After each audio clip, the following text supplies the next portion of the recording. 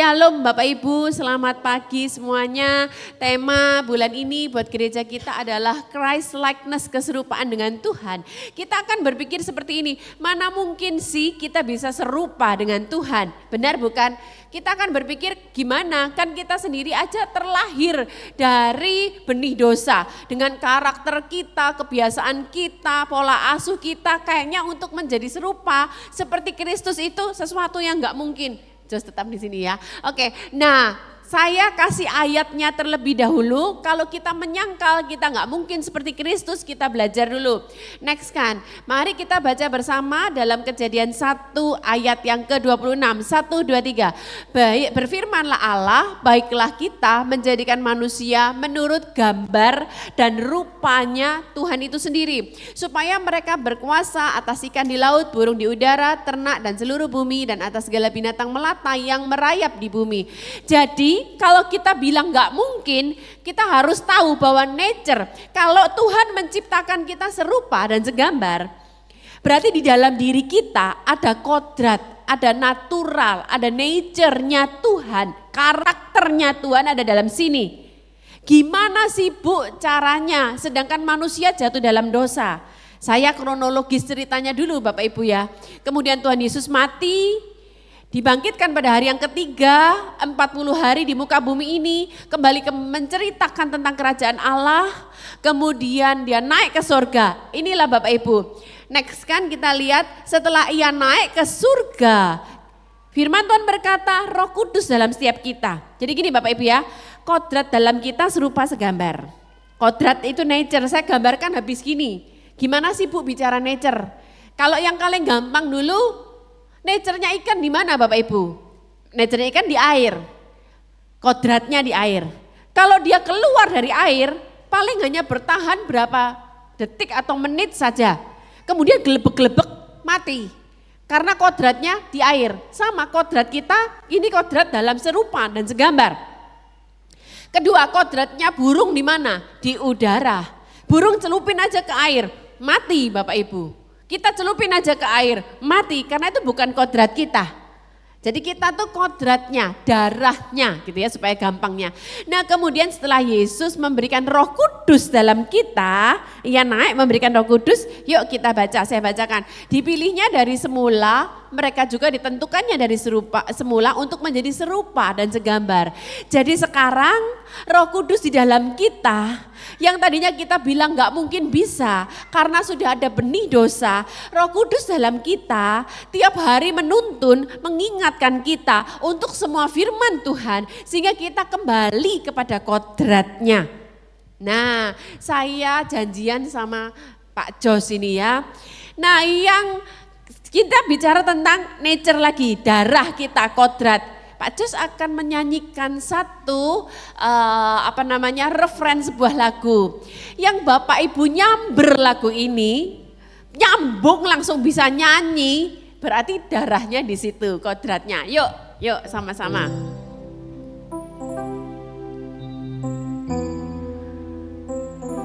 Besar dikit bisa nggak ya volumenya? Satu kan? Laki-laki yang darahnya nih.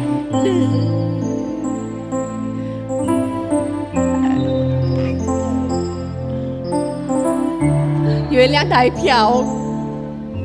Ini bukan orang Chinese tapi ikut ngerti ini. Suka soalnya.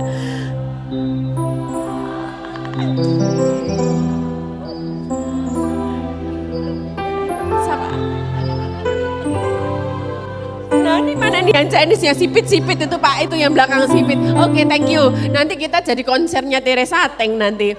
Nah gini Bapak Ibu. Siapa? Lupa istrinya Riko. Janet. Yang sipit-sipit di sini, begitu lagu ini langsung kok kayak darahnya mak jelas nyambung, langsung nyanyi gitu ya Bapak Ibu ya. Karena apa? Kodratnya. Kalau kita bilang, oh aku kodrat dosa kok, aku benih dosa, enggak. Sama kalau orang Chinese denger lagu ini kok di dalamnya itu langsung nyambung ya. Bapak Ibu ngerti ilustrasi ini karena darahnya darah Chinese ya Pak Herman ya. Darahnya darah Chinese. Sekarang yang kedua, yang merasa darahnya di sini atau budayanya di sini, ayo nyamber sama-sama.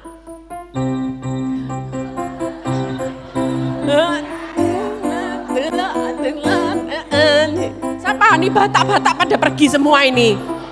Batak-Batak mana yang Batak oi? Yang nari-narinya gimana? Yang Batak narinya gimana? Ini Batak Jawa ya, Jawa. Nah, yang Batak langsung gini ya. Nah, yang ada darah Batak langsung gini. Makasih Pak Jos. Saya mau buktikan dimanapun juga kamu berada, katakanlah orang Batak, tinggal di Afrika, tinggal di Amerika. Begitu dengar lagu ini kayak sesuatu yang memanggil dia balik ke kampung halamannya nyari tortor ya istilahnya ya. Karena apa? Ketarik darahnya, budayanya, mengingatkan dia balik lagi. Sama kita juga Bapak Ibu, kalau kamu bilang dosa, tapi sekarang ada Roh Kudus di sini, itu kita begitu dipanggil sama Roh Kudus, ingatkan kita balik, lurus lagi. Terakhir. Ayo yang darah ini.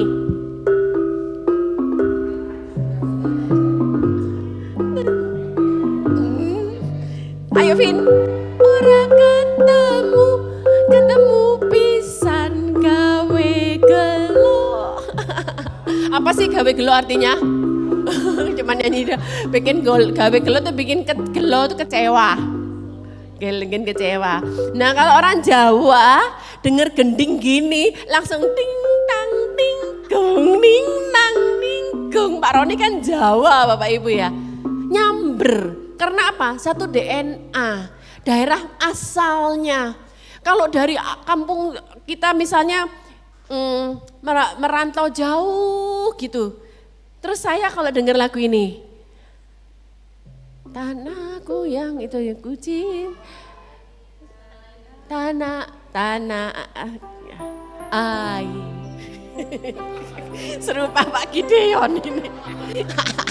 Ayo nyanyikan Bu. Ayo kunci apa? Saya enggak ada kunci kalau saya. Kunci Inggris. Ayo nyanyi. Air tak lupakan kan terkenang selama hidupku. Kayaknya sedih banget kalau kita tuh di Amerika yang sudah merantau berpuluh tahun, denger ini kayaknya inget kampung halaman. Bapak Ibu ngerti ilustrasi ini? Makanya seberapapun kita di muka bumi ini, seberapapun tawaran dosa itu menggait kita, tapi kita tetap kembali kepada nature kita. Firman Tuhan bilang kita serupa, segambar dengan Tuhan Bapak Ibu. Nah, nextkan lagi, gimana sih caranya? Seperti sepanjang bulan lalu kita bicara tentang pikiran dan perasaan. Nah, saya tidak akan bicara ini lagi karena kita sepanjang bulan udah dibelajarin.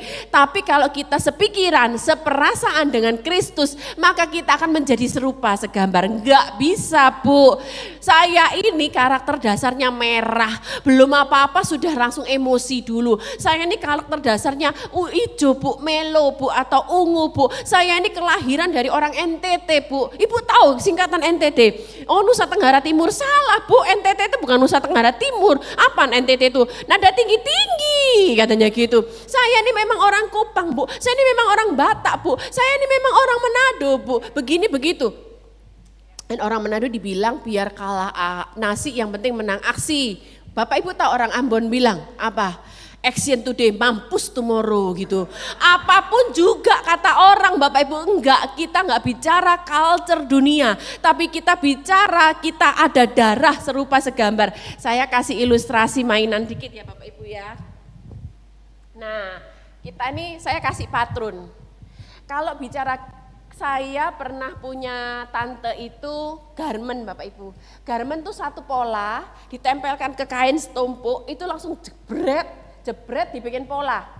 Mau bikin 100 baju, 200 baju itu satu pola. Kita ini polanya serupa segambar dengan Kristus, dengan karakter dasar kamu masing-masing, dengan budaya kamu masing-masing. Tuhan bikin kita serupa segambar, bukan berarti kita satu seragam karakter kita, tidak.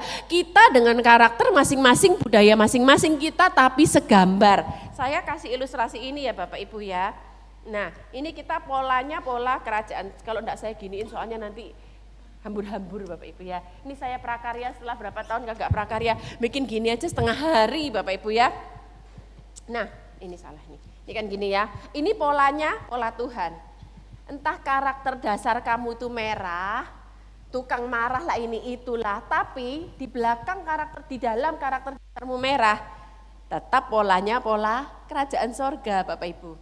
Kamu bilang aku ini orang Jawa. Orang Jawa itu orang Jogja kan kalau bilang gini, di depannya inggih-inggih, di belakangnya merongkol wolu. Tahu merongkol wolu? Merongkol itu sebeginian tuh 8. Inggih-inggih tapi di belakang nusuk kagak, itu orang bilang. Tapi bagaimanapun juga di belakang tetap ada, di dalamnya tetap ada pola Kristus. Kamu bilang orang Manado, ini itulah, makan anjing lah, ini itulah, apapun juga itu, karaktermu tetap di dalamnya, polanya ada Kristus di dalam kita.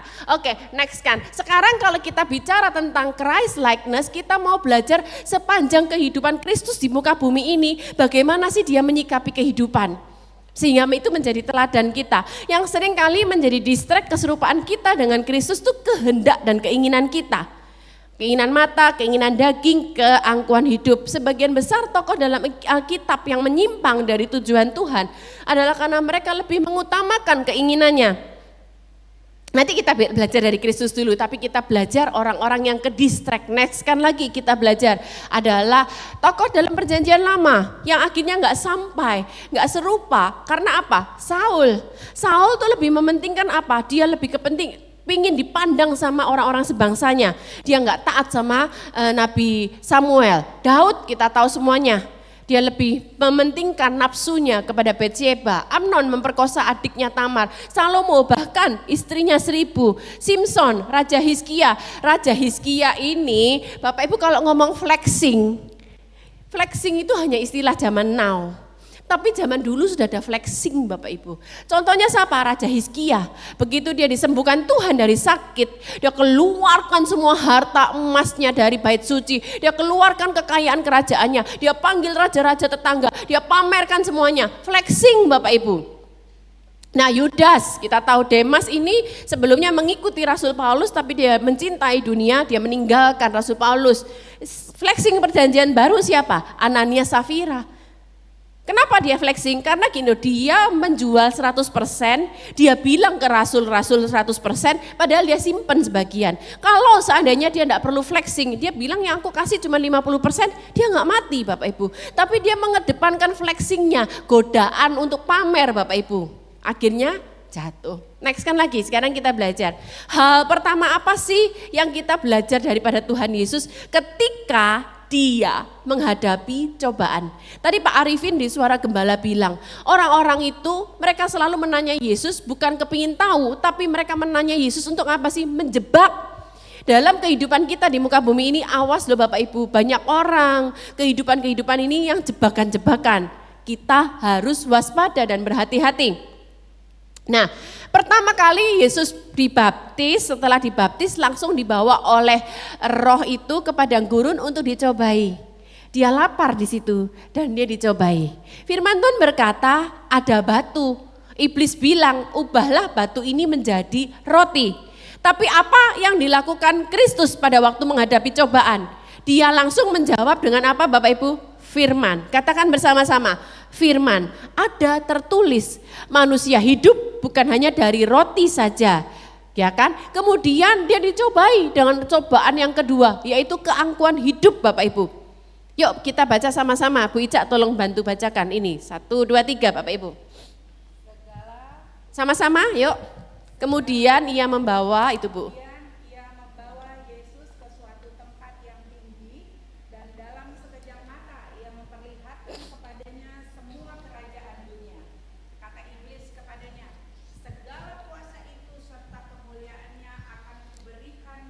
Bapak Ibu kita perlu tahu, perlu belajar, perlu mengerti supaya kita waspada. Kalau kamu tidak mengerti, orang tuh kalau berperang harus ngerti kekuatan sendiri, ngerti kekuatan lawan, ngerti strategi. Lah iblis itu, ingat loh Bapak Ibu, dia bukan lemah, dia licik dan dia ada kekuatan. Perhatikan ayat ini, dalam sekejap mata ia memperlihatkan semua kerajaan dunia. Dia punya kuasa. Pada waktu Musa datang kepada Firaun, dia melemparkan tongkat jadi ular. Loh, ahli-ahlinya orang Mesir bisa. Mereka juga ngikutin tongkat jadi ular. Oke, itulah pertama. Pada waktu air menjadi darah, orang Mesir, ahli-ahli nujumnya bisa buat. Loh, mereka punya kuasa, tapi mereka tidak maha kuasa. Justru kuasa yang iblis gunakan ini untuk menjerat setiap manusia, Bapak Ibu. Dan yang selanjutnya, ketika tulah kedua, dibikinlah kodok untuk seluruh Mesir. Apakah yang terjadi? Ahli-ahli nujumnya pun bisa bikin kodok. Tapi tulah selanjutnya yaitu nyamuk dan seterusnya, mereka nggak bisa. Iblis punya kuasa, tapi bukan maha kuasa. Iblis tahu, tapi dia nggak maha tahu. Tapi justru karena Yesus tahu iblis itu ada kuasa dan dia punya strategi, dia nggak main-main dengan iblis. Dia langsung counter iblis dengan apa? Ada tertulis, di situ dikatakan segala kuasa serta kemuliaannya, dikatakan bahwa jangan hanya kepada Tuhan sajalah kamu harus menyembah. Pencobaan yang selanjutnya, dia bilang, jatuhkanlah dirimu dari hubungan bait Allah, bicara keinginan daging. Apa jawaban Tuhan? Kita baca 1, 2, 3. Ada firman, jangan engkau mencobai Tuhan Allahmu. Sedangkan Tuhan sendiri pun sebagai 100% Allah, 100% manusia, dia tahu itu dan dia tidak mau mencobai. Salahnya kita ini manusia suka coba-coba. Ini loh Bapak Ibu, Christ likeness yang pertama kita belajar. Ada Kristus dalam kita, ada Roh Kudus dalam kita. Dan kita belajar dari keteladanan Tuhan. Apa sih? Jangan coba-coba Bapak Ibu. Jangan coba incip-incip lah. Enggak, Tuhan Yesus sendiri langsung dia mengusir, dia melawan dengan firman Tuhan. Nextnya kita belajar. Nah, Yesus enggak kasih kesempatan untuk menimbang-nimbang. Salomo itu orang paling berhikmat di muka bumi ini. Tapi kita tahu dia justru jatuh. Firman Tuhan berkata istri-istrinya itu menarik hatinya daripada Tuhan. Dia coba-coba pertama Bapak Ibu. Istri siapa? Tuhan sudah bilang jangan menikah sama orang daerah. Tapi dia menikah sama siapa? Anaknya Firaun. 1, oh kok enggak apa-apa? 2, oh kok enggak apa-apa? Terus sampai 1000. Jatuh Bapak Ibu. Nah, ketika kita mulai menimbang tawaran iblis, hampir dipastikan kita akan menerima tawarannya. Next kan lagi. Saya kasih cerita ya. Kita lihat Hawa Bapak Ibu. Oke, kita belajar sekarang firman Tuhan. Saya tanya sama Bapak Ibu, apalagi di sini yang sekolah Alkitab. Saya tanya sama Riko. Tahu nggak Riko, berapa tahun Hawa hidup di muka bumi ini sampai akhirnya dia mengambil buah pohon itu? Nggak ada tahu kan? Karena memang nggak ada tertulis. Saya bayangkan bisa ratusan tahun, bisa ribuan tahun dia ada di taman tersebut, dia nggak pernah tertarik sama yang namanya pohon pengetahuan baik dan yang jahat. Sampai ketika iblis merayu dia, menjebak dia, baru dia tertarik. Ingat. Dosa itu kita nggak pernah punya ketertarikan karena di dalam kita, nature-nya kita adalah serupa segambar. Tapi iblis itu berusaha merayu kita supaya melihat dosa itu kelihatannya menarik. Perhatikan Hawa Bapak Ibu. Perempuan itu melihat bahwa buah pohon itu hauj Bapak Ibu. Baik untuk dimakan. Loh selama ini ribuan tahun katakanlah ya, dia selalu lewat pohon itu, dia nggak pernah berasa kepingin. Nah, sedap kelihatannya. Siapa yang bikin tertarik, nawarin? Iblis Bapak Ibu. Wow, ini enak, ini lesat. Lagi pula pohon itu menarik hati karena memberi pengertian.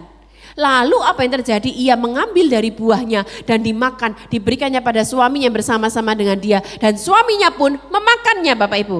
Ingat, dalam hidup kita, ketika kita mulai berpikir-pikir, mulai ada tawaran, apa sih yang harus kita lakukan? Lari Bapak Ibu. Seperti Yusuf. Yesus pun apa? Segera mengusir iblis. Dia melawan dengan firman Tuhan. Jangan direnung-renung, jangan dipikir-pikir. Sebab kita nggak lebih kuat dari Tuhan. Firman Tuhan berkata kamu jangan mencobai Tuhan. Yesus ngomong dengan tegas. Apalagi kok kita mau coba renung-renung Bapak Ibu. Next, kan lagi kita belajar. Contohnya ini siapa? Kita lihat ada drama Korea loh Bapak Ibu di Alkitab. Siapakah itu? Istri Potifar. Dari hari ke sehari dia selalu goda Yusuf. Suatu kali dia sudah punya strategi. Ingat loh Bapak Ibu, iblis itu punya strategi. Dan dia licik. Makanya kita jangan main-main di daerah abu-abu. Sudah, pergi, lawan Bapak Ibu. Nah dia si istri Potifar punya strategi. Coba lihat ayatnya. Pada suatu hari masuklah Yusuf ke dalam rumah untuk melakukan pekerjaannya. Ini strateginya Bapak Ibu. Kita baca. Dari seisi rumah itu seorang pun tidak ada yang ada di rumah. Ayo mungkin dia suruh pegawainya beliin rujak cingur di Israel misalnya. Beliin gado-gado di Yaman. Beliin apa di Turki. Apakah Bapak Ibu berpikir bahwa mereka semua pergi ke tempat yang jauh? Kagak Bapak Ibu. Dia punya strategi. Dia dari awal dia udah naksir sama Yusuf. Dia mau menjatuhkan, kepingin sama Yusuf, tapi dia sudah pikir kalau nggak mau aku jebak dia. Nah, ketika dilihat perempuan itu bahwa Yusuf meninggalkan bajunya dalam tangannya dan telah lari keluar, dipanggilnya seisi rumah itu, lalu katanya kepada mereka, lah kok tiba-tiba orang-orangnya keluar? Jadi bukan disuruh pergi jauh-jauh Bapak Ibu, disuruh masuk, disuruh pokoknya sembunyi senyap. Begitu Yusuf itu enggak mau, baju jubahnya Yusuf di tangannya Potifar, dia panggil itu semuanya. Dan apakah yang terjadi? Dia tunggu suaminya pulang, ditaruhnya baju Yusuf di sisinya, dia ceritakan dengan putar balik. Jadi kalau ada apapun juga, bukan hanya bicara masalah perempuan, apapun, masalah keuangan, masalah apapun, ingat loh ya, dia punya strategi. Yang kita belajar dari Kristus, usir dan pergi. Yang kedua selanjutnya, kita belajar dari, ini kita baca dulu yuk bersama-sama. Yang keras Bapak Ibu semuanya, 1, 2, 3. Karena itu tunduklah kepada Allah dan lawanlah iblis, maka ia akan lari daripadamu.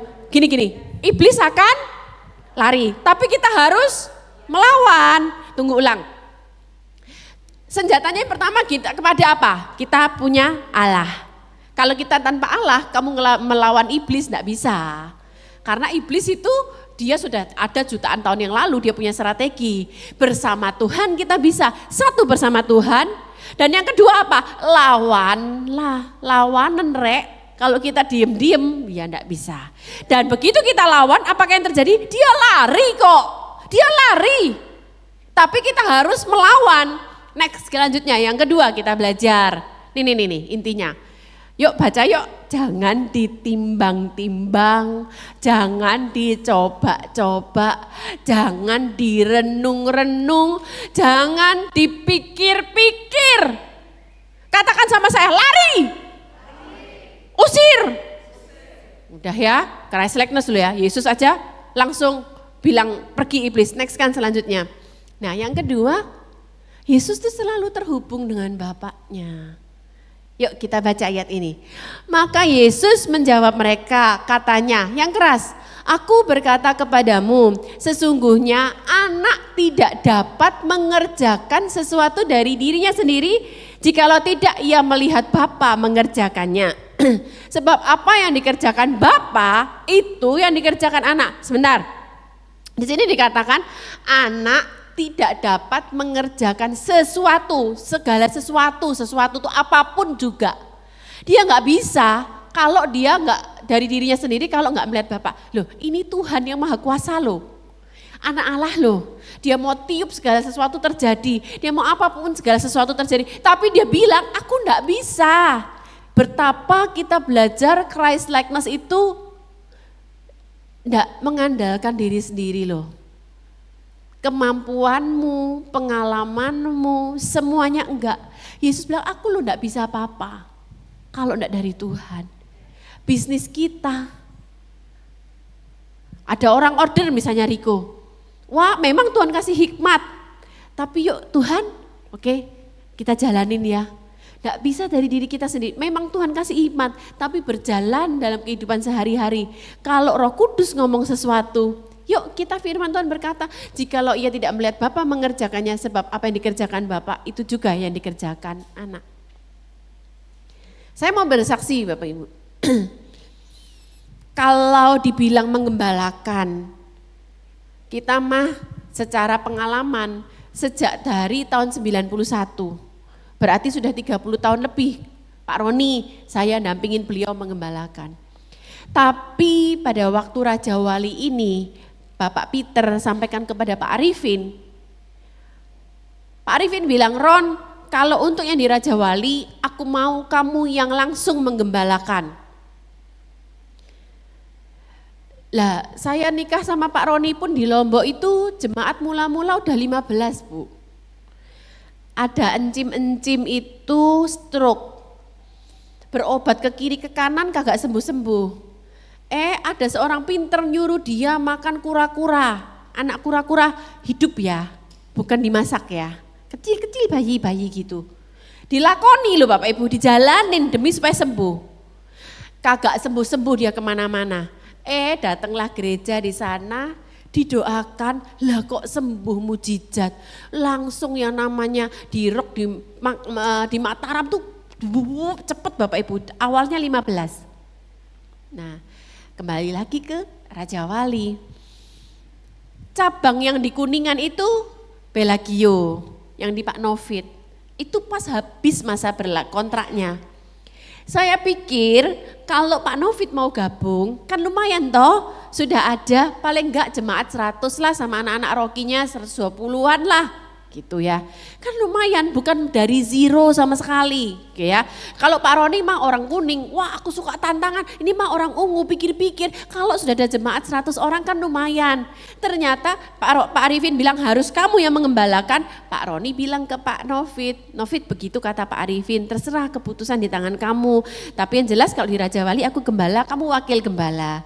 Tapi kalau kamu tetap mau mengembalakan berarti nggak bisa bersama-sama. Singkat cerita akhirnya ketika itu Pak Novit ngambil keputusan bersama timnya nggak gabung sama-sama kami. Lumayan juga Bapak Ibu. Lah Raja Wali yang Bapak Ibu pernah ke sana kan kapasitas 500-an. Berarti benar-benar kami mulai Raja Wali itu dengan 5 gelintir. Saya bilang gelintir ya, bukan manusia ya Bapak Ibu ya. Pak Roni, saya, Cik Magda, Bu Juli sama Pak David. 5 gelintir manusia. Saya pikir walaupun adalah pengalaman menggembalakan sampai berapa tahun, 30 tahun lebih. Tapi pikiran saya awalnya Pak Novit mau gabung. Kan 100 orang bukan gelintir. Kalau 5 di bawah 10 mah gelintir Bapak Ibu. Ternyata cuma 5 gelintir loh Bapak Ibu. Itu kita mulai awal-awal tuh perintisan tanggal 4 September. Itu bukan di yang sekarang. Di samping yang ruang roki itu masih belum ada lantai, masih plesteran. Hari pertama kita mulai masuk itu ternyata masih ada tukang pasang steger ngecat. Bongkar steger, pasang kursi, kagak ada mic, lupa bawa mic. Duh bener-bener Tuhan tolonglah ini Tuhan. Sempet down juga awalnya. Kemudian apa yang terjadi Bapak Ibu? Itu minggu tanggal 4 September. Saya itu dengar berapa hari sebelumnya. Di tengah saya bilang Tuhan aku gak mampu loh Tuhan. Saya bilang gak bisa Tuhan, ini 5 orang mulai dari mana tempat kayak gini nih. Satu kata, bukan satu kalimat, satu kata. Saya ini bukan orang ngeroh ya Bu. Wah dengar suara Tuhan ngomong, dapat penglihatan, kagak. Tapi kali itu saya dapat kekuatan, satu kata Tuhan ngomong sama saya gini, tak totokno. Bahasa Jawa, saya kan orang Surabaya, tak totokno itu tak tatakan, tak aturkan. Itu sekitar hari Selasa, hari Rebu. Nangis saya sama Tuhan, Tuhan keder juga ini. Jumat paginya, ini minggu mulai kan, Jumat paginya Pak Yansen itu telepon chat Pak Roni. Kapan-kapan diundang sini Bu Pak Yansen, bagus juga. Wakil yang kita di JRC. Pokoknya yang kayak Sincan persis 100% yaitu Pak Yansen. Bukan kayak 100% Sincan deh. Undang sini lucu juga Bu. Nah dia datang ke kami, Jumat saya masih ingat tuh di Moi, Pak Roni sudah datang ke Moi. Kita nggak ngerti dia bakal ngomong apa, kan biasa orang sering minta ketemu Pak Roni. Dia bilang gini, Pak, jadi tadinya dia tuh full timernya Rock Sydney, sama-sama Bu Juli di bawahnya Pak Samuel Yusuf. Pulang ke Indonesia masih belum pulang ke rumah lah masih gitu ya. Pak, saya udah kemana-mana, tapi kok saya sama istri sekarang sepakat ya Pak ya. Jadilah Bapak rohani buat kami, Bapak saya, tuntun saya Pak. Arahkan saya Pak, mentorin saya Pak, nangis saya Bapak Ibu. Lah karena apa? Karena dari 5 gelintir ini dapat manusia dari mana Bapak Ibu? Ternyata Tuhan bilang tak totono itu betul Bu, 1 gelintir tambahan Bu. Tapi 1 gelintir tambahan itu benar-benar lawang dari 5 tambah 1 kan tambah 20%-nya Bapak Ibu. Kan lumayan. Datanglah Pak Yansen. Hari pertama kita bersama-sama, 30 orang. Besoknya turun, puji Tuhan Bapak Ibu. Kalau sekarang sudah mulai perlahan-lahan bertumbuh. Itu semua karena saya bilang, aku enggak bisa ngerjain apa-apa Bapak Ibu. Bukan pengalamanku menggembalakan puluhan tahun, enggak. Tapi saya berserah penuh sama Tuhan, dari uang, dari manusia, dari program-program, benar-benar kita nggak tahu harus berbuat apa, 0, memulai bilang sama Tuhan, kita nggak bisa apa-apa loh Tuhan, kalau tanpa Tuhan yang berjalan nggak berani loh Tuhan. Kalau Pak Roni mah orang kuning semangat-semangat aja, kayak model Riko gitu, wis gak mikir, pokoknya jualan duluan bersama Tuhan. Tapi Tuhan tuh kasih pengalaman pribadi buat saya Bapak Ibu. Jadi ayo setiap kita, pengalaman bisnis, pengalaman pelayanan, pengalaman apapun juga, tapi dalam hidup kita, Tuhan lo bilang, yuk kita ngomong sekali lagi, aku berkata kepadamu, yang keras Bapak Ibu, sesungguhnya anak tidak dapat mengerjakan apapun dari dirinya sendiri, kalau ia tidak melihat Bapak yang melakukan, sebab apa yang dikerjakan Bapak, dikerjakan anak. Next kan kita belajar, contohnya ini Bapak Ibu, next kan. Suatu kali orang Farisi bawa perempuan yang berzina. Ingat ya, selama dia hidup, orang-orang itu selalu bertanya, bukan mau tahu tapi jebak kebanyakan. Mereka datang sama Yesus. Kalau hukum Musa bilang, ada orang yang kedapatan berzina, harus dilemparin batu. Serba salah kan Bapak Ibu? Kalau dia ngikutin hukum Musa, penghakiman terjadi. Kalau dia tidak ngelakuin hukum Musa, orang-orang ini pasti cari kesalahan dia. Yuk kita baca.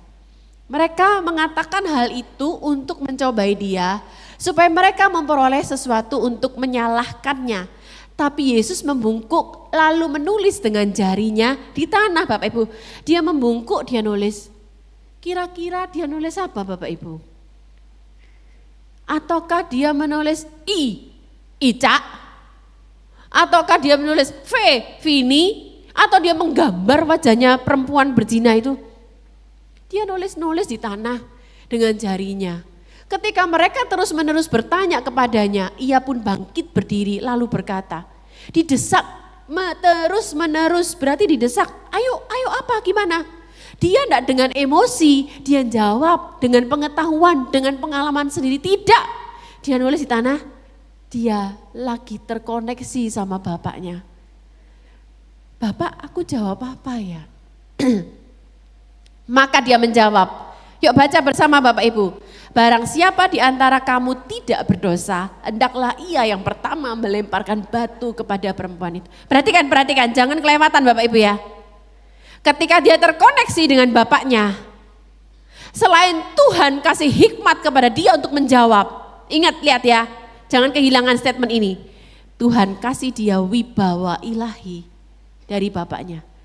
Sehingga orang-orang itu pada waktu mendengar jawaban Yesus, firman Tuhan berkata, keder, mundurlah mereka satu persatu, mulai dari yang paling tua. Kalau kita terkoneksi terus sama Bapak, selain Tuhan memberikan hikmat jawaban, hikmat ambil keputusan, tapi Tuhan kasih kita wibawa Bapak Ibu. Terakhir, next kan, yang kita belajar Christ likeness yang selanjutnya adalah kalaupun itu sangat tidak sesuai dengan kehendak dan logika kita, kehendak dialah yang sempurna dalam kehidupan kita. Jadi bukan keinginan kita lagi Bapak Ibu ya. Kita menyerahkan kedaulatan dalam tangan Tuhan. Oh enggak masuk akal Bapak Ibu, enggak logika. Seringkali dalam kehidupan kita enggak logika kan, enggak masuk hitungan. Kalau orang Chinese bilang bisnis enggak masuk sipua. Tapi biar kehendak Tuhan yang terjadi yang terbaik Bapak Ibu. Justru gini loh, hitungan kita itu untung untuk dalam pola pikir kita. Tapi Tuhan tuh tahu yang ke depan. Pak Bernard Nyotora Harjo itu kakaknya Pak Niko. Kontraktor besar di Surabaya pada waktu itu. Dia itu dapat job gede Bapak Ibu. Istrinya berdoa. Istrinya dapat, jangan ambil kerjaan ini. Wah ini cuan besar nih, untung besar. Kok aku enggak sejahtera ya? Jangan deh, jangan. Hitungan di atas kertas ini benar-benar untung yang luar biasa. Singkat cerita Bapak Ibu, mereka taat. Tuhan bilang jangan. Firman Tuhan berkata, jangan kehendak kita, kehendak mulai yang terjadi. Dan apakah yang terjadi Bapak Ibu? Itu tahun 98.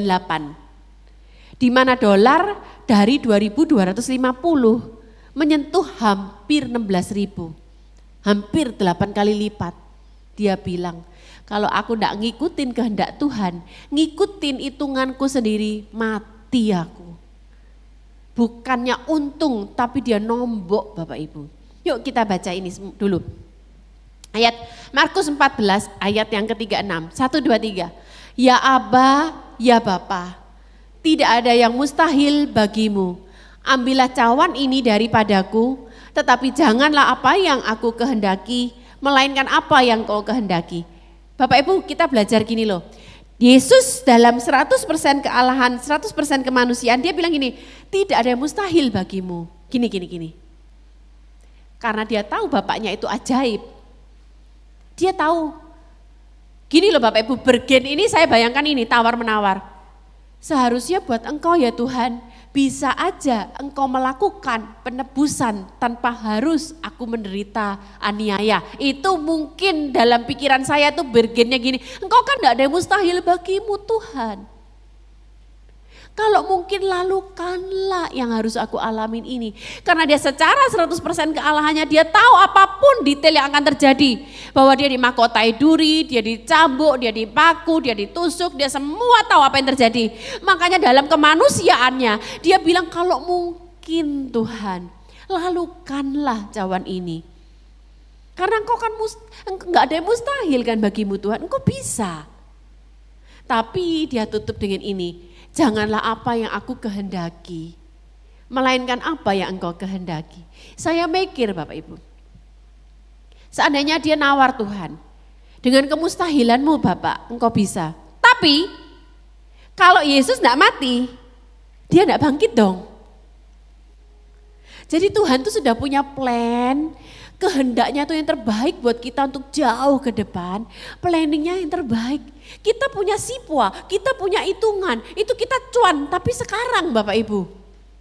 Kalau dia enggak bangkit, dia enggak naik ke sorga. Kalau dia enggak naik ke sorga, Roh Kudus enggak dalam kita.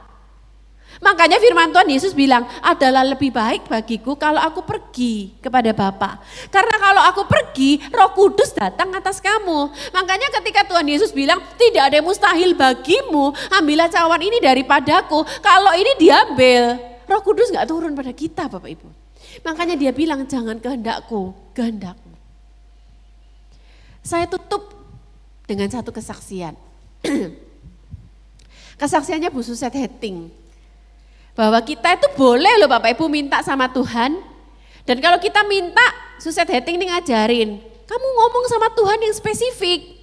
Yang belum punya jodoh di sini, bilanglah sama Tuhan, kepingin yang kayak gimana. Tuhan menghargai keinginan kita kok Bapak Ibu. Saya dulu berdoakan, minta tuh suami yang lucu. Saya enggak senang orang laki yang cool gitu enggak. Dapat Bapak Ibu. Yang bisa main musik, dapat. Yang suka anak kecil, dapat. Terus melayani Tuhan penuh Roh Kudus. Kan kita tuh punya yang aneh-aneh dalam pikiran kita dong. Tuhan pokoknya aku tuh punya suami harus bisa setir mobil. Bapak Ibu mungkin mentertawakan saya ya. Tapi bagi saya kalau laki itu kagak bisa setir mobil, ini saya kok bukan laki gitu. Harus bisa berenang deh gitu. Ya puji Tuhan semua itu ada pada Pak Roni. Cuman ya anak-anak protes. Mama tuh lupa satu hal doanya sama Tuhan. Lah enggak kepikir toh Bu waktu itu Bu. Saya lupa Bu mintain tinggi Bu. Ya kok dapetnya ya imut Bapak Ibu, tapi nggak apa-apa katanya Pak Arifin. Ron, kamu cili mekiti apalagi kalau gede. Ngerti nggak maksudnya bahasa Jawa Bapak Ibu? Kecil aja sudah kayak gini apalagi gede kata Pak Arifin. Jadi Bu Suset ngajar kalau kita punya kerinduan nggak apa-apa kita bilang sama Tuhan. Tuhan menghargai kok kerinduan hati kita. Nah dia itu pelayanan ke daerah gunung-gunung yang terjal. Dia bilang Tuhan tempatku ini sulit, aku kepingin beli mobil 4-wheel drive. Dia sebutin nih, yang 4-wheel drive, yang tahun sekian, yang catnya putih, yang pintu di belakangnya ada pintu. Terus aku kepingin Tuhan, ada taruh kursi di tengah. Ya iklankan kan zaman itu. Banyak orang yang nawarin dia Bapak Ibu, tapi gak ada yang memenuhi syarat. Tahunnya gak cocok. Nggak ada bangku di tengah, karena kalau bangku di tengah itu kalau nggak dibuat sama pemiliknya sendiri kagak bisa Bapak Ibu. Pintunya kagak cocok, setelah berapa lama orang kasih tawaran-tawaran kagak ada yang cocok. Datanglah satu kali, persis plek Bapak Ibu. Tahunnya sama, loh lah kok sama yang punya dibuatin khusus kursi di tengah. Terus pintunya persis yang dia mau, cuman Bapak Ibu catnya coklat. Dia bilang bukan ini Tuhan, aku enggak suka, orang perempuan kan suka yang bersih. Aku enggak suka kalau catnya coklat, maaf ini cat coklat bosok gitu Bapak Ibu ya. Dia bilang, tapi Roh Kudus bilang ini buat kamu. Kalau bilang jangan kehendakku yang jadi, kehendakmu yang jadi, justru Tuhan tuh tahu yang terbaik buat kita Bapak Ibu. Akhirnya singkat cerita dia beli. Karena dia mikir gini, enggak mungkin ada orang taruh kursi di tengah kalau enggak Tuhan yang kirim mobil itu buat aku. Dia beli, dia pakai. Dia bilang Tuhan itu ajaib Bapak Ibu. Kalau aku dikasih warna yang putih, aku tuh pelayanannya naik ke tempat tinggi yang terjal, yang bukit-bukit, yang becek-becek, yang lempung-lempung, yang lumpur-lumpur. Pasti itu putihnya tambah jelek kena lumpur-lumpur. Makanya Tuhan tuh ajaib ya. Tahun persis, bangku persis, pintunya persis. Tapi Tuhan tuh rancangkan. Justru dikasih coklat Bapak Ibu. Supaya enggak kelihatan kotornya. Ini loh Bapak Ibu. Makanya kalau kita bicara Christ likeness itu apa sih? Bukan kehendakku yang jadi. Tapi kehendak Tuhan yang jadi. Karena justru kehendak Tuhan itu yang terbaik untuk masa depan kita. Kita punya keinginan, Tuhan menghargai. Tapi keinginan kita lihat yang terbaik buat kita now. Tapi justru kehendak Tuhan yang terbaik buat kita sampai tujuan hidup kita. Jadi Christ likeness yang pertama adalah kalau ada cobaan lari. Jangan renung-renung. Dan yang kedua, jangan andalkan kekuatan kita, pengalaman kita, uang kita, modal kita. Tapi Yesus bilang, aku enggak bisa melakukan sesuatu pun dari diriku. Dan yang ketiga, biar kehendak Tuhan yang terjadi. Karena dia punya pasti yang terbaik buat hidup kita.